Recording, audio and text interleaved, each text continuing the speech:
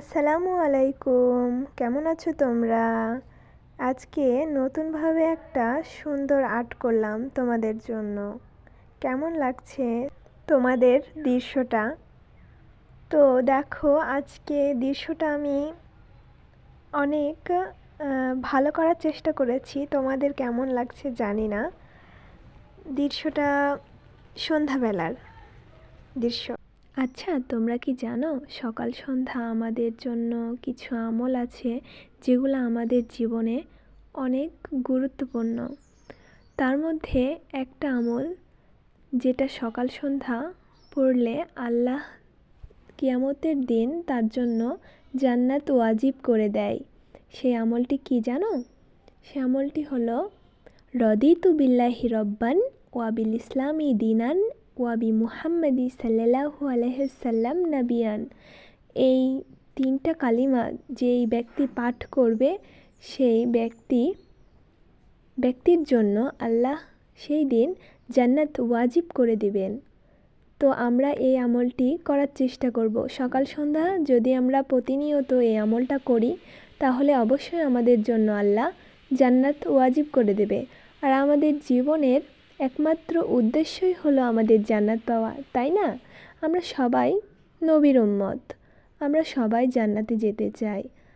আর আমাদের উচিত প্রতিনিয়ত আমল ঠিক করা, প্রতিনিয়ত আল্লাহর ইবাদত করা। তাহলে আমরা ইহকাল পরকাল দুই জায়গাতেই সফলতা পাব। আমাদের সফলতার সংজ্ঞা একটাই দিয়েছেন আল্লাহ কোরআনে, সেটা হলো পরকালে যে সফল হবে, জান্নাত পাবে, সেই সফল। আমাদের উদ্দেশ্য জান্নাত পাওয়া, তাই আমাদের আমল ঠিকমতো করতে হবে।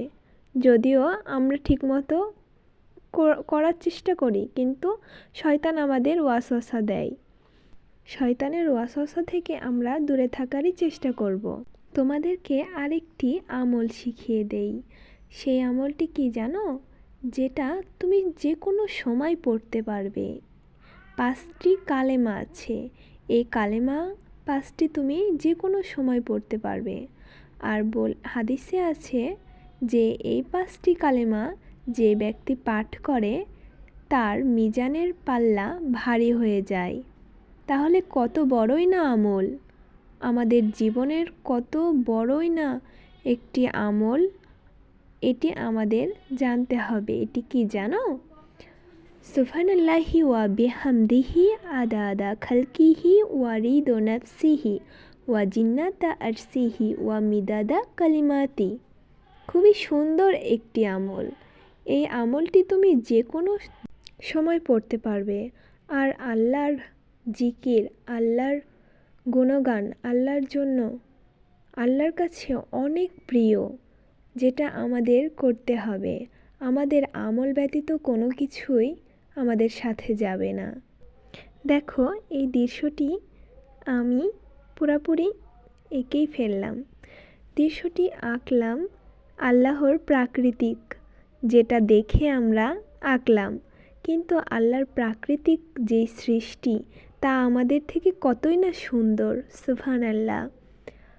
আমি চেষ্টা করব তোমাদের জন্য আরও সুন্দর সুন্দর ভিডিও বানাতে যেন পারি, যেন আরও ভালো হয়। তো চারটা আঁকতে গিয়ে দেখো একটু খারাপ হয়ে গেছিলো, তো আবার ঠিক করে নিলাম। মানে সব কিছু ভালো করার চেষ্টা করছি।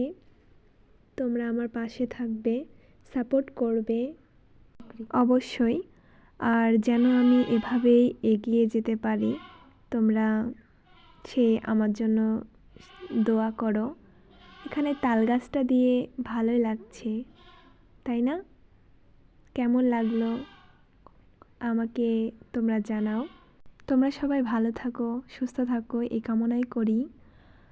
তো আল্লাহ হাফেজ।